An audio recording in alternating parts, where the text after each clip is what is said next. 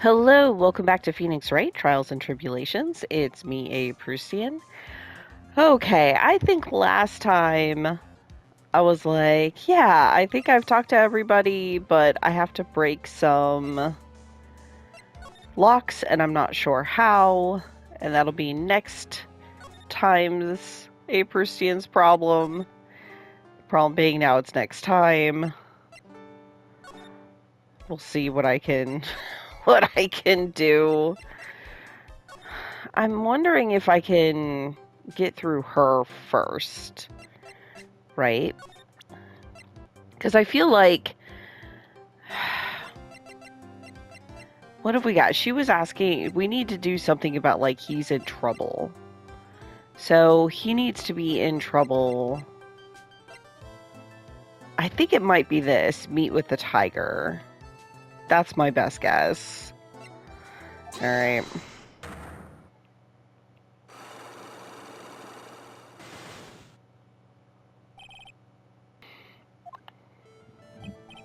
So, how about you tell me what kind of trouble Mr. Elg was in? I'm sorry, sir, but we don't deal with troubleshooting here. Perhaps you'd like to speak to someone in customer service? What's she talking about? I guess I better just take a shot and see where it gets me. Ms. Basil, let me ask you something. Did Mr. Elg's trouble have something to do with this? Alright, let's try the calendar.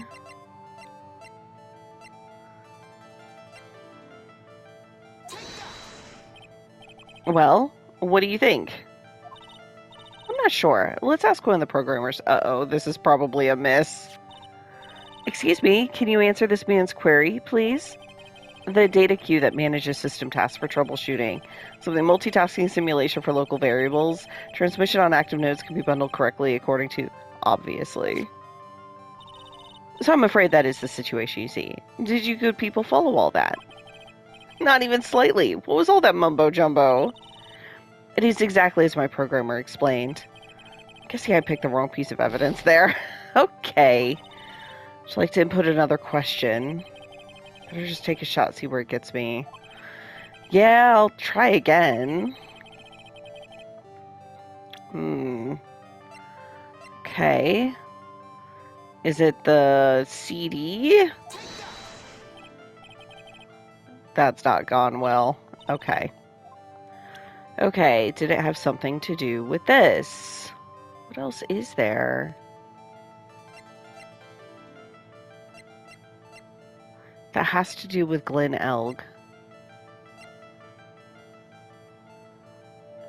The prescription bag? Could it be his ear trouble? No. See if there's anything else I can possibly think. Because maybe, I don't know if I'm just missing it. The lottery ticket? Oh my god. I guess it's the lottery ticket. What is that? A lottery ticket. There were a ton of these on the victim's table at the scene of the crime. And what is the relevance of that? The victim, Mr. Glen Elg, had a gambling habit, didn't he? I don't think that's a logical conclusion based on the facts. Everyone dreams of being rich. Even I listen to millionaire radio. Yeah, she's right. That is a bit weak on its own. But Mr. Elg's gambling wasn't restricted to the lottery, was it? Oh, shit, it wasn't? What else do I have about gambling?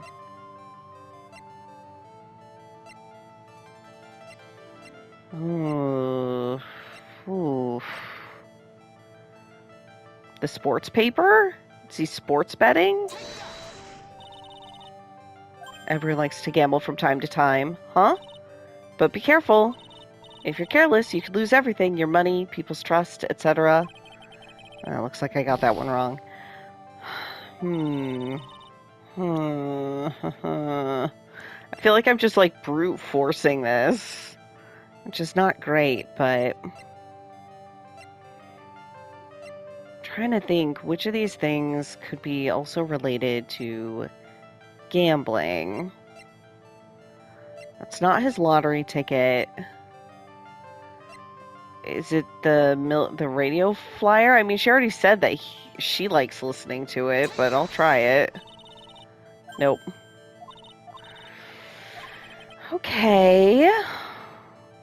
I wonder what happens if I run out of testimony health here. Like, my other thought is just to restart, which I probably will need to do, but, I'm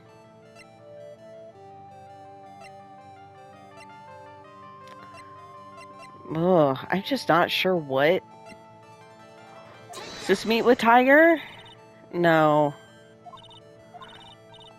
Okay. Alright, we're gonna do one more try, and then I'm gonna look up hints after I'm sure I have to start over. Now what have I not tried this time? The CD? This isn't gambling. Shit. I don't know. Mostly at this point I'm curious to see what happens when I run out. And Mr. Nick, if you push yourself anymore, your soul will shatter. Holy shit! Please calm down, collect your thoughts, and try again. Ugh, I've made too many mistakes. Okay, so does that just start me over with more?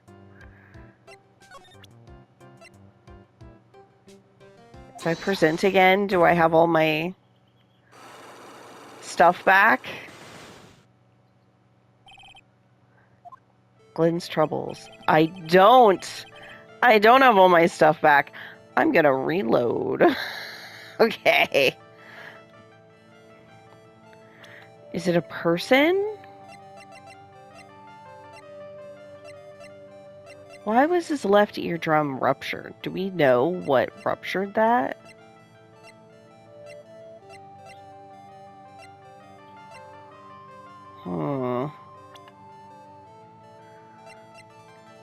I don't know which of these things is related to gambling, except for this, but it wasn't this. It wasn't his meeting with the tiger. It wasn't his CD. I can't imagine it's a car bill. That was Tiger's. There's so little things that have to do with Glenn, specifically.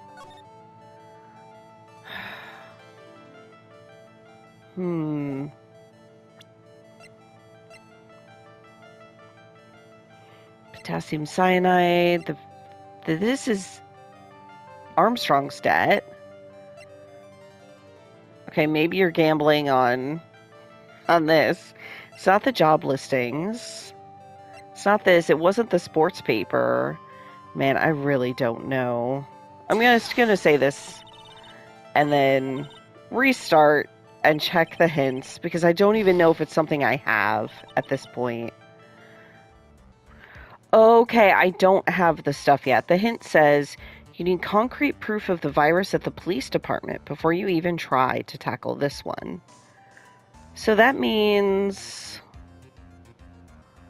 how do I deal with the virus? Okay, I'm looking at the hints for the virus. Phoenix says he remembers hearing the name of the virus somewhere before. That's your clue here. Do we have a name of something written by someone that might have been able to create a software virus? I guess there's the MC Bomber CD, right? Okay, let me try presenting that to him. I have no idea if this will be useful or not. Detective Gumshoe, about this? What? I'm trying to concentrate on Maggie and this virus right now, so this is it! This stupid name! I remember now! Okay, so there was something I hadn't done yet. Yeah, that was not obvious to me. Okay, but I appreciate the hint site, that I can get hints that aren't just the MC Bomber CD. You know, it's great. Okay. I thought so. Here it comes. Don't just nod to yourself and keep me in the dark, Nick. What's going on? It's okay, Maya. You don't have to cry about it. The name scribbled on that sports paper and written on that CD. That's the name of the virus. MC Bomber. What? Yeah, the virus that's just infected every computer in this station, pal. It's MC Bomber.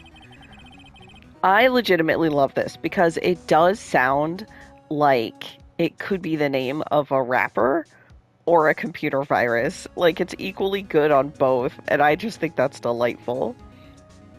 Can you give us any more details, please? Okay, let's talk to him then. MC Bomber. We already knew about the MC Bomber virus from a while back. A group of criminals issued a series of demands to the head honchos of law enforcement. They threatened to release the virus if their demands weren't met. Who are they? I don't know. Some hotshots from the criminal underworld would be my guess. Okay, so Glenn is a gambler. He gets into money trouble, gambling trouble. Maybe goes to Tenderlinder, gets involved with them, gets involved with the Cadaverinis somehow, and they're using him to do this? That's my guess. And now the virus has been released, huh? Yeah, it's in every computer in every public office in the city. Damn, dudes. Everyone's going nuts. They're hopping around like they're dancing at a carnival. All this stuff with criminals and viruses. It almost feels like we're in a sci-fi movie. Apparently the programmer who made the virus was a real genius or something. The focus right now is on tracing the root of this virus on the black market. You mean someone put this virus up for sale? Yeah, and because this one's so powerful, their estimated price tag was in the millions of dollars, pal. In the millions? A virus can be worth that much? Okay, found a Tenderlinder contains a computer virus program. Ah, I can't believe it. I almost forgot the most important thing. And that is, you know, the lunchbox. Shit, right. How did everything go? A lunchbox? You remember the weenies? I hate weenies. Oh, yeah. Those weenies. So, how did my weenies taste when they went down the hatch? Huh? Well, it was delicious. Yeah? That's what she said? Really? Well, not exactly. Don't worry about it, pal. I figured something would happen, so I came prepared. Prepared? What do you mean? I made a jumbo lunchbox. Oh. Do me a favor again, huh, pal, and deliver this? This sure is a heavy burden, in more ways than one. I can just imagine Maggie's little eyes sparkling with joy when you bring her that. Weenies again, Nick? Tell me we don't have to eat all these, too. Oh boy, Gumshoe's lunchbox given to Maya. Again. A tenderly handmade lunchbox fills the stomach with love and plenty of weenies. I really can't eat anymore. Okay. Alright, so now we know that's a virus. Is that going to be enough for the other... For Basil? Basil? However you say it. Okay. It looks like I missed something. It blue screens.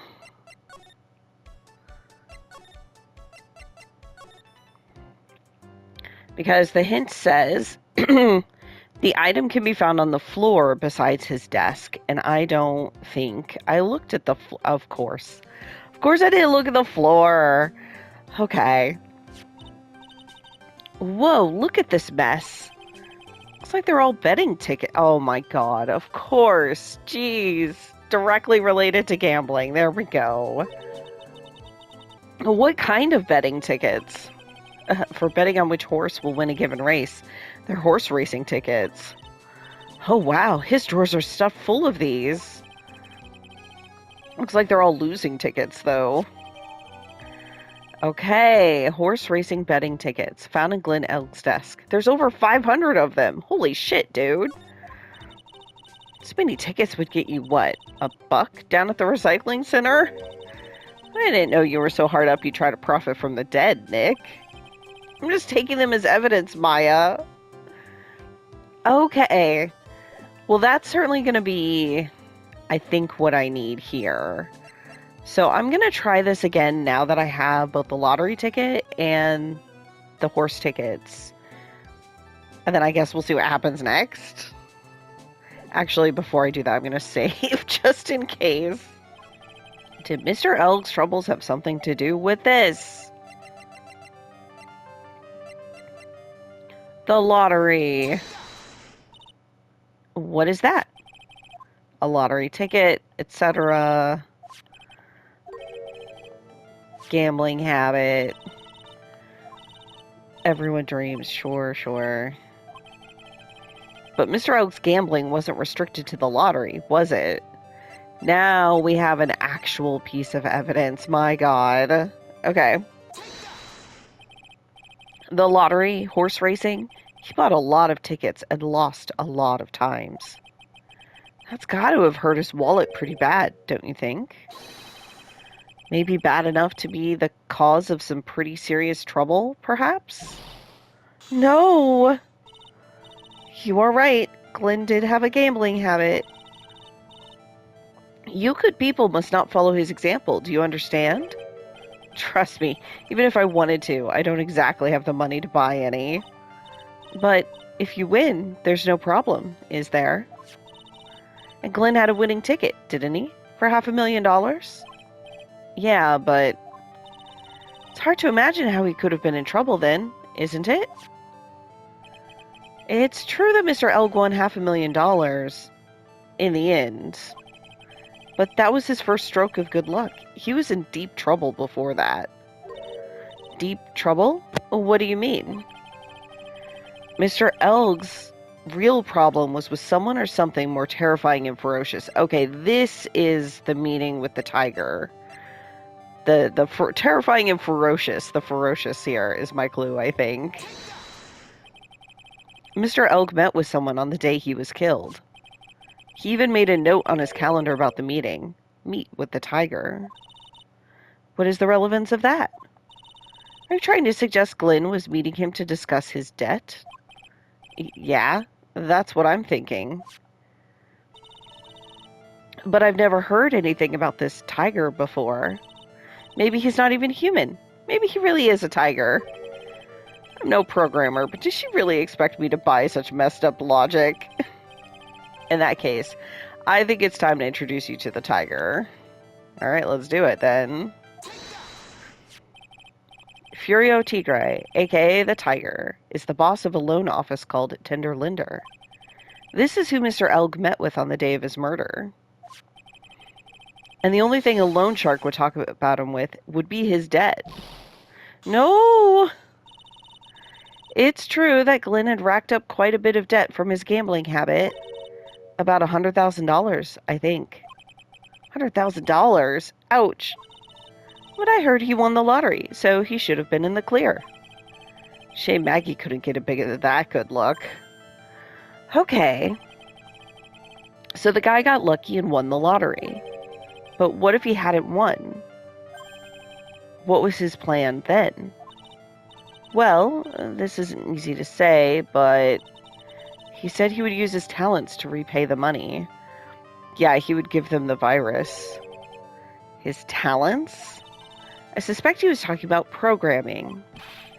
What computer program is worth $100,000? I mean, some of them. And perhaps you good people should leave so I can get back to my work. I'm so close to cracking her. The program in question, was it by any chance this? Well, this is it, isn't it? This is the virus that's affecting computers worldwide as we speak. Is it really worldwide? Good God. I thought it was just the public offices of this city. MC Bomber. No.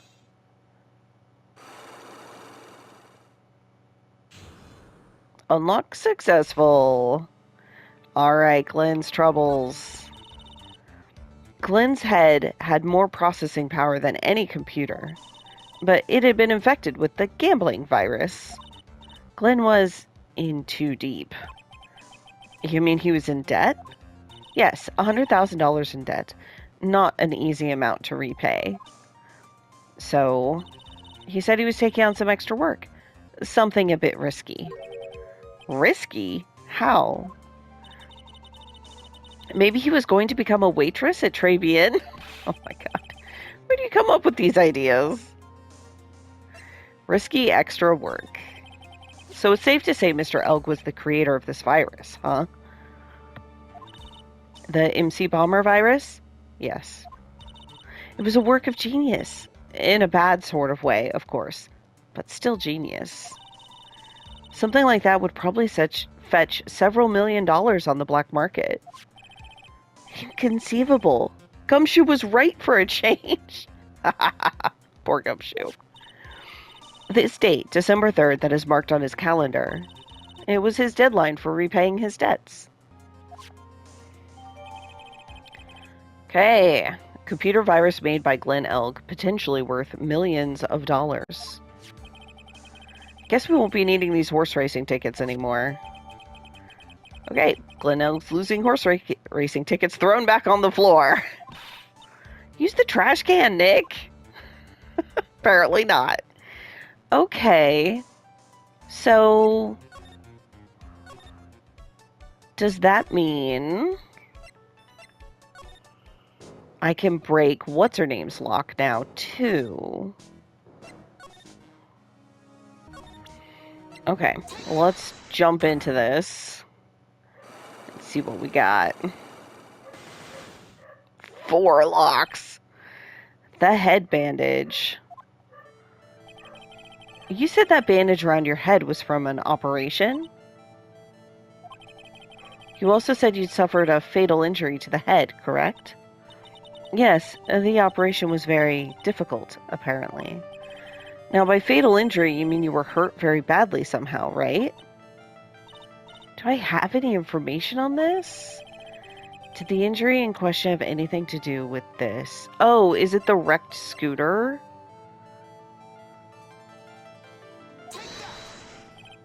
Well, donuts? Huh? I baked them myself. Homemade donuts. Have one. What's inside? Jam and... I'm sorry, I didn't quite catch that. Hee hee. Thanks, but no thanks. I think I'll pass. I guess that was a flop. Okay, so that was not... What happened to this woman for her to have such a huge bandage around her head? There must be some piece of evidence that'll prompt her to tell me what happened. Violetta's homemade donuts, trophy earned. Get a donut offered to Phoenix by Viola. Okay. My other guess is the car payment thing to her dad.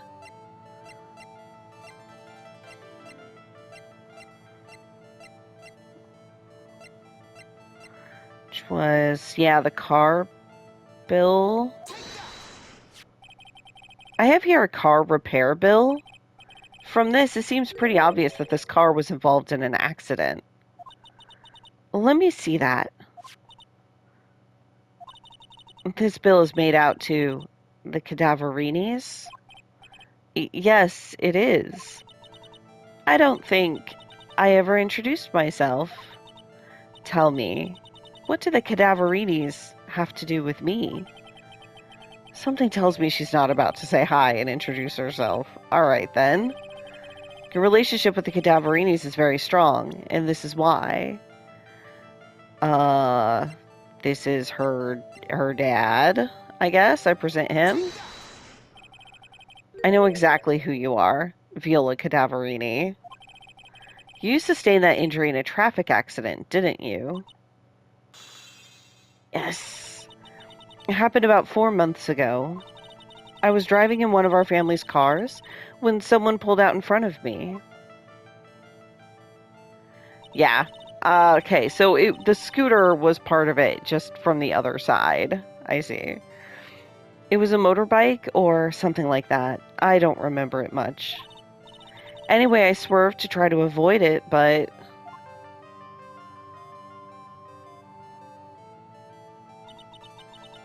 I took a blow to the head. A bad one. Yeah, I can't imagine. So what happened to the person on the bike? I'm guessing they didn't get away with injuring the Viola Cadaverini, right? I don't know what happened to them. They ran away, or so I heard. Ran away? If they'd stayed, I'd have... is it possible? Could the person who committed the hit and run have been... the tiger? Yeah, I'm pretty damn sure. There's only 2 people in this world who have spiky hair like that, and it wasn't Phoenix on the bike. It was this man, wasn't it? He was the cause of your accident. It wasn't Don Tigre. I refuse to believe it. We collided. The motorbike and my car. But Don Tigre isn't injured at all. Is he? It was the tiger who caused Viola to crash. I can feel it.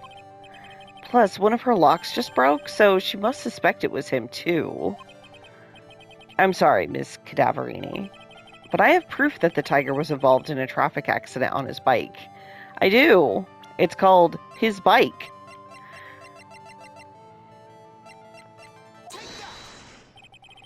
It's not exactly a motorbike, but Mr. Tiger rides around on a scooter, doesn't he? And you'll notice that the front wheel guard is badly damaged. Ms. Cadaverini, you know the truth, don't you? This repair bill was paid by Furio Tigre. The Cadaverinis have known for ages who caused the accident, haven't they? It's possible. Perhaps. Somewhere inside me, I know that may be true. I knew it. But Don Tigre still saved my life.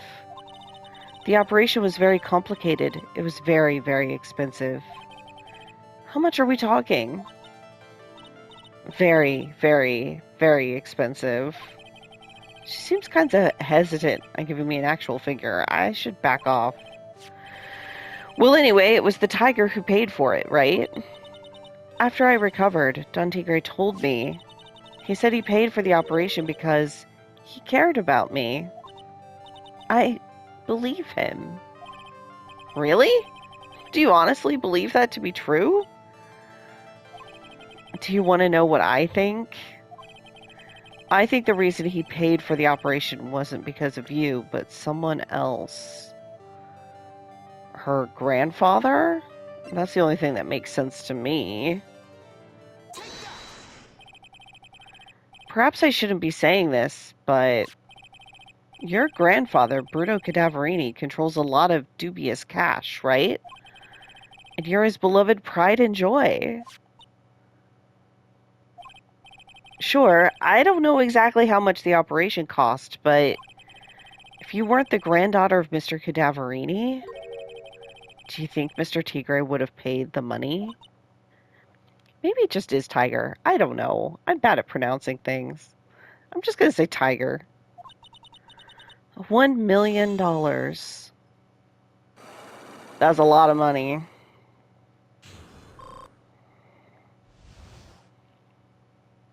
Okay, the head bandage. 4 months ago, I was in a traffic accident. That's why I needed the operation. When I woke up, they told me it was nothing serious. A simple procedure. Oh, really? Well, I guess if she recovered in 4 months, it couldn't have been too big. Does she look recovered? They said the operation cost $1 million. $1 million?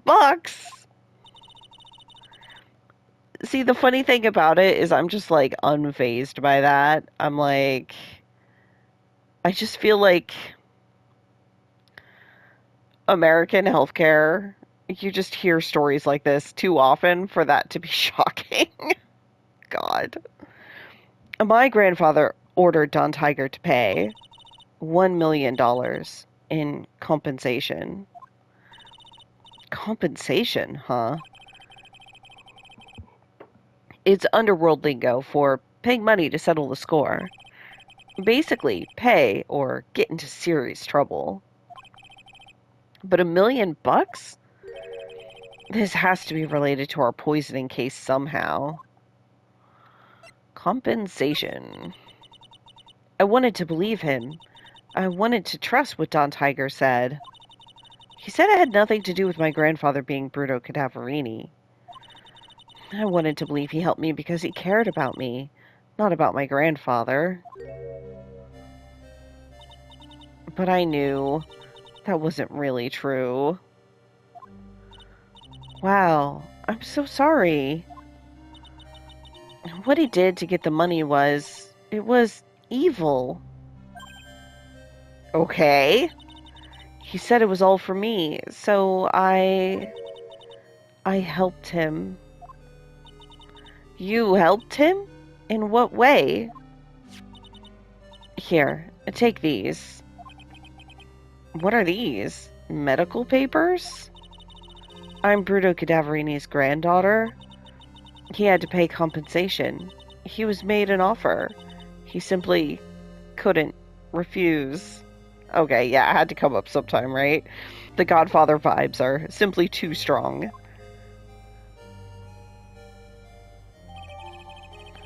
$1 million bill for cranial surgery. Payment was due last year. Wow, I feel so bad for Viola. It's inexcusable. Huh? There are two things that I consider inexcusable. Poisoning and betrayal. Only a coward would hurt people using either of these tactics. Is everything all right, Nick? We should get going.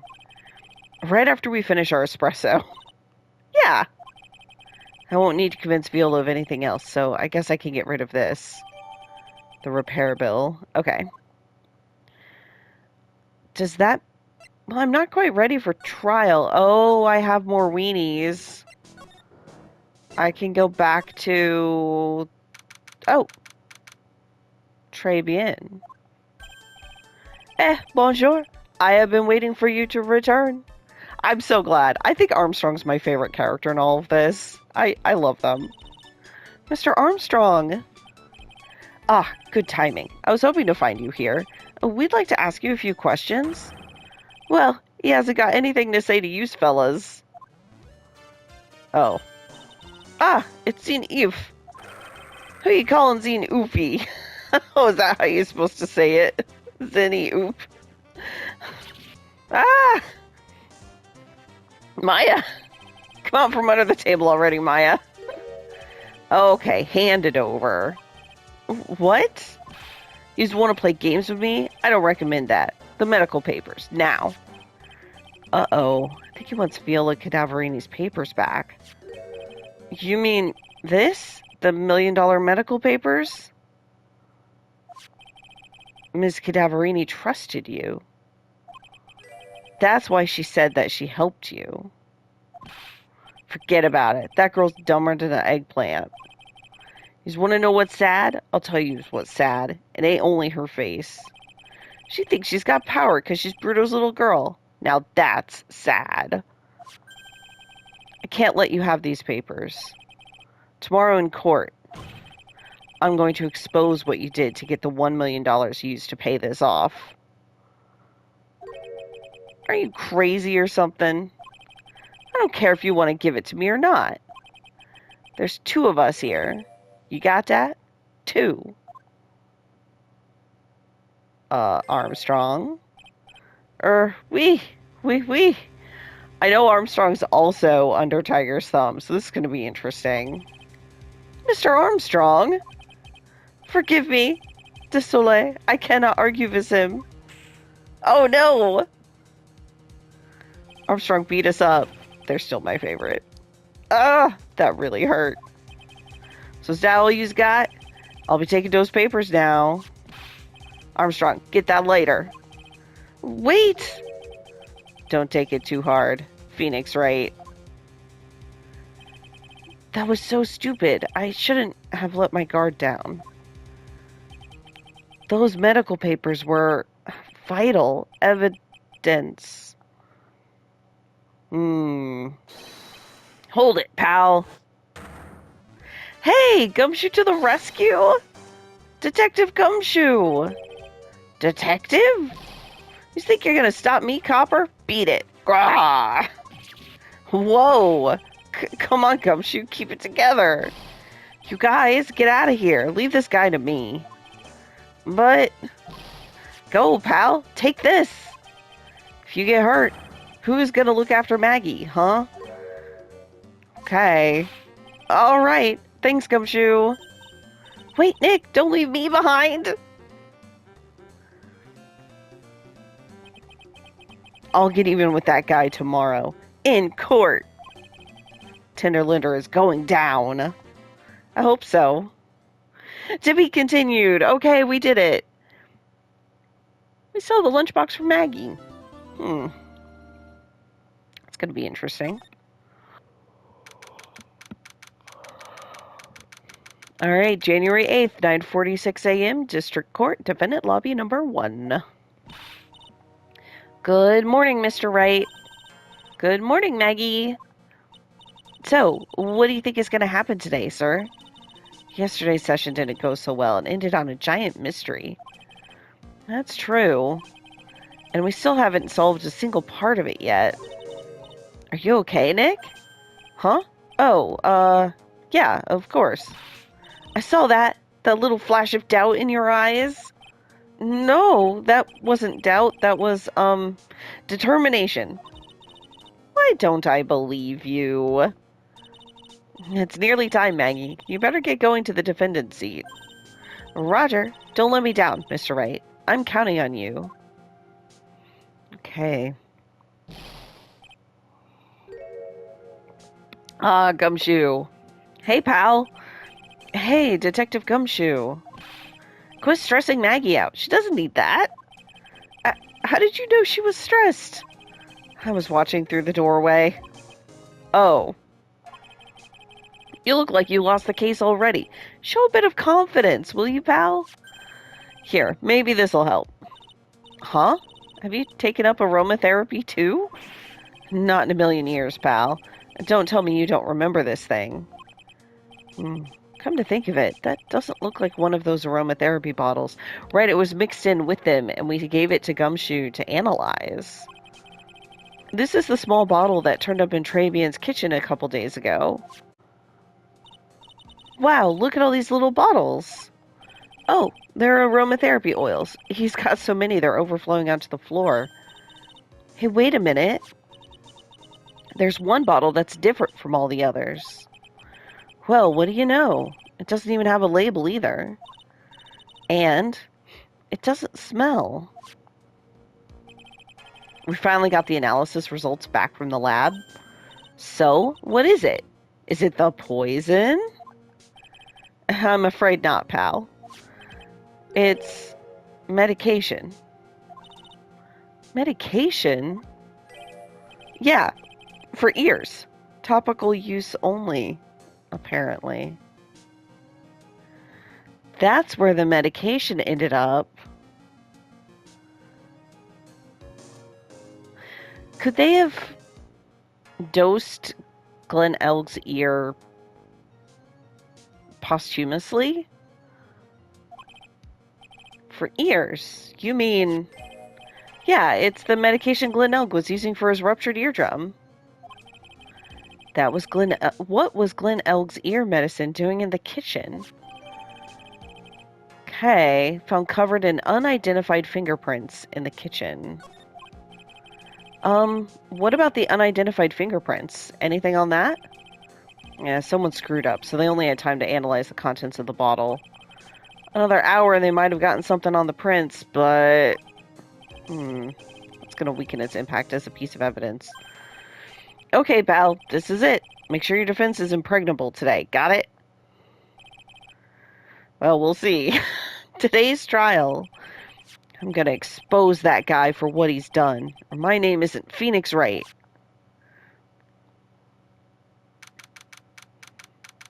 I'm very curious how this will pan out, and if my idea of, like, everything being staged twice, like, if the events happen twice, pans out.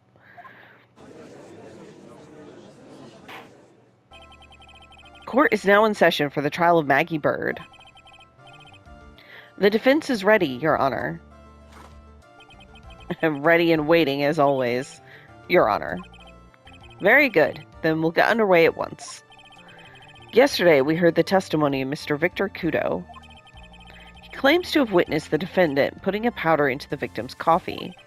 However, the witness's testimony was plagued with a number of problems. The mark on the rim of the cup shows the victim drank from it with his right hand, but according to the old man's testimony, he picked it up with his left hand. Thank you, Mr. Godot. Furthermore, according to the witness's account, the victim was listening to the radio with an earpiece in his left ear. Yet, the victim's left eardrum was ruptured, which made him effectively deaf in that ear. It's amazing how many contradictions a single case can have, huh, Nick?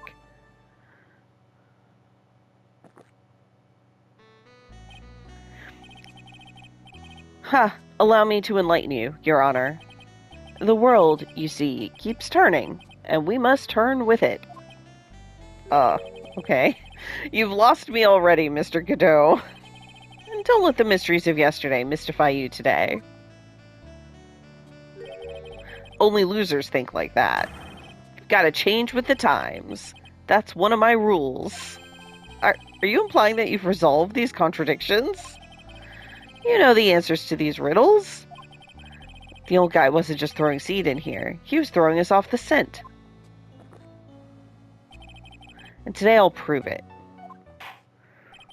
Very well. Let the first witness take the stand.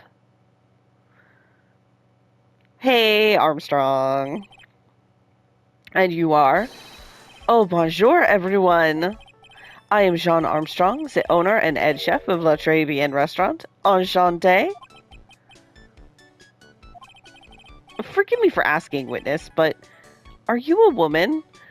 Oh my god, people. Oh la la, monsieur. As you can see, I am la pert and perky gentleman, no? On the day of the incident, you were in Tribulations' kitchen. Isn't that right? Viz you, monsieur?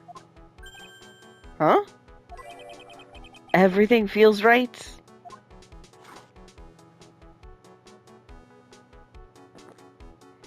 Is Armstrong flirting? Ha! Wow, he's totally unfazed. Doesn't anything intimidate this guy? Very well. Your testimony, please, witness. Please tell the court what happened that day at Tribulations. Oui, volunteers. At Tribulations. When it all happened, there were just 2 customers in my restaurant. I remember I was experimenting with some new art deco that day, like having a large mirror between the tables, for example. I knew it. I was a fucking mirror. That could also throw Kudo off, right? If he saw everything in a mirror, that would explain everything. Oui, perhaps that is what the old man was looking at. La cup, la earpiece, and la glasses. You would have seen everything in reverse, no? Or maybe this is an excuse.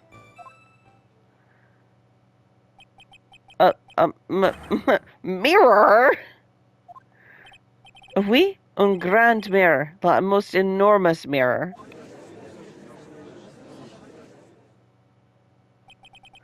And suddenly, the mystery disappears. Like I said, the world keeps turning, so roll with it. That would explain the coffee cup and the earpiece conundrum. The mirror would have made everything appear back to front. What the heck?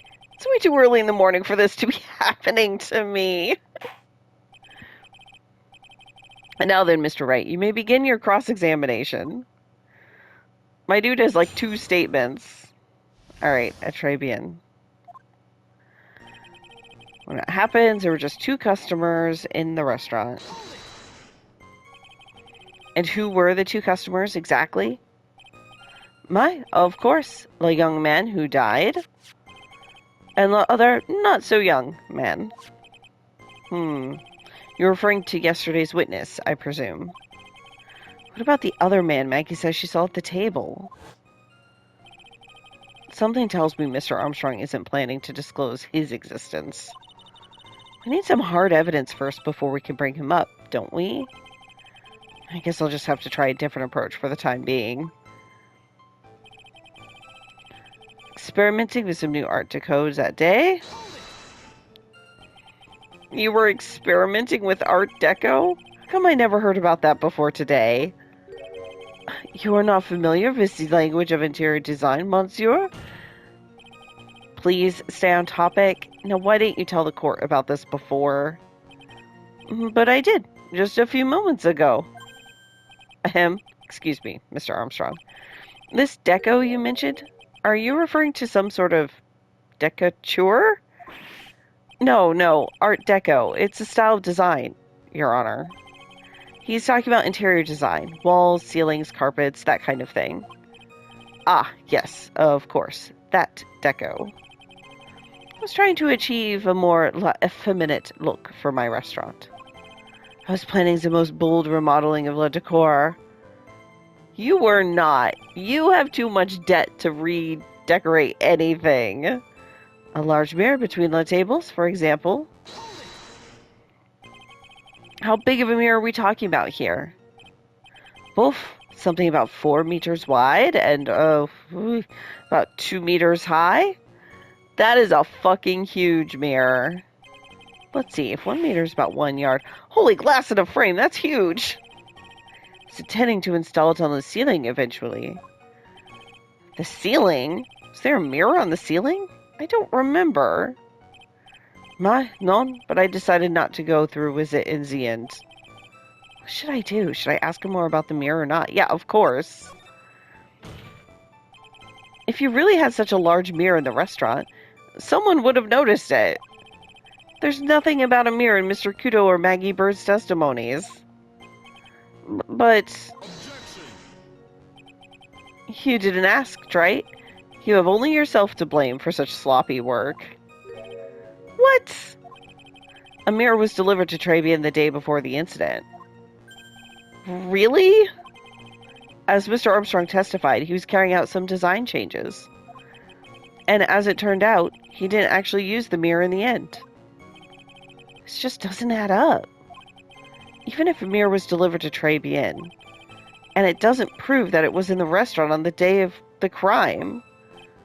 Ha! If you want to doubt someone, try look in the mirror. I'm sure the person looking back at you will be dubious enough. So the witness yesterday had seen the victim reflected in a mirror.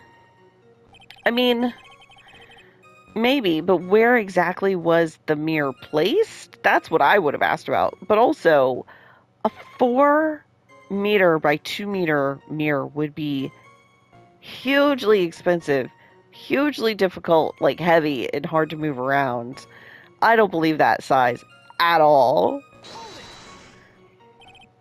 Normally, I'd expect people to know the difference between a reflection and a real object. Objection. Normally? How does normality come into this? That's lame, Trite, even for you. Huh? Are you trying to say that if something isn't normal, it isn't possible? Is that it? Where does that leave the porky-headed lawyer and the top-notch chick over there? Oh no, this is Godot, not Phoenix. Where does that leave the porky-headed lawyer and the top-notch chick over there?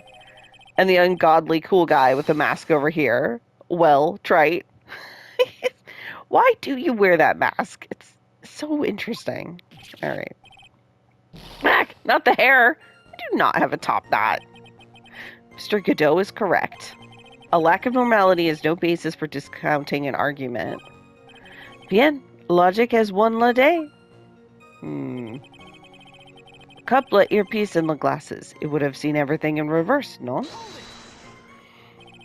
Everything? He would have seen everything in reverse? Yes, Phoenix, that is how mirrors work. We? Hey, Nick, we should take a second think about what old CD said in his testimony. How did he phrase it again?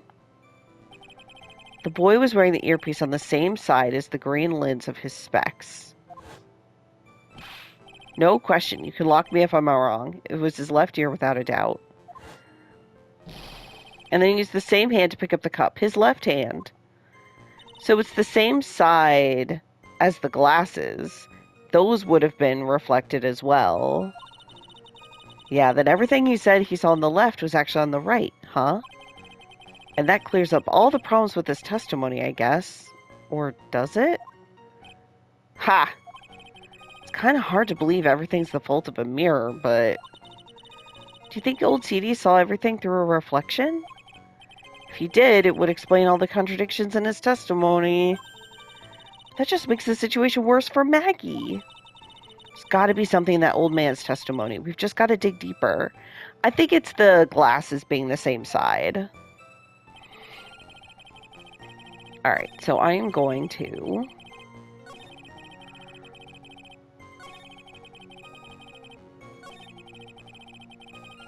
present... profile... of Glen Elg. The coffee cup, the ear... Oh, thank God, I was right! The earpiece, the HMD... Let's think back over Mr. Kudo's testimony for a second, shall we? Earpiece on the same side as the green lens of his specs. His left ear, without a doubt. So to summarize, we were told both the HMD and the earpiece were on the victim's left side.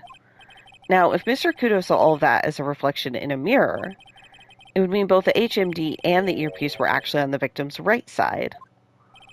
Exactement. You see, monsieur? Now that you think about it, it is not so hard, no? Unfortunately, that's where we run into a monumental contradiction with the facts. If Mr. Kudo really did see everything in a mirror, why is it that the HMD is now on the wrong side of his head? Yeah, we got him there, boys. Order, order, Mr. Wright is correct. If the witness genuinely observed the victim reflected in a mirror, then we would expect the victim's eyepiece to have been over his right eye. Objection. Yeah, what have we got now? How bitter. Trite, you should have a taste of this bitterness. It'll calm you down in no time. Are we talking about your coffee or something completely different? You don't understand the way the witness thinks. How he thinks? You remember this, I presume? I broke the vase. Sorry, apology letter. Mr. Kudo's sworn testimony? Exactly. The old man has one very grievous habit, other than throwing seeds. The more of an impression something makes, the more muddled his mind makes it. And that's what's the most striking thing about Mr. Elg? Clearly, it's the victim's eyepiece. And that's my point. The old man strikes again. Mr. Elg's HMD made a big impression on the old man. Well, I saw the earpiece and those newfangled spectacles he was wearing. Oh yes, they were both on his left ear. Do you hear? His left ear. Ha. Well, Trite. Yeah, we did spend all of the last trial discrediting Mr. Kudo, so that's kind of biting us in the ass now. Whoops. Ugh. That's the worst but best impression of Kudo ever. Wow, I really thought he was old CD for a minute there. Kudo's good. Enough. I must agree that yesterday's witness was irresponsibly rash in most of his testimony. Bad luck, Nick. Looks like the boil of the contradiction you found is just a rash. A mirror can't be beaten by a handful of seeds, nor can it lie. So, what exactly was the old man looking at? Fill us in, Mr. Armstrong. Okay, I am out of time, though, so I'm going to have to stop here, and then we'll continue this trial the next time. Thank you all for watching, and I'll see you then. Bye!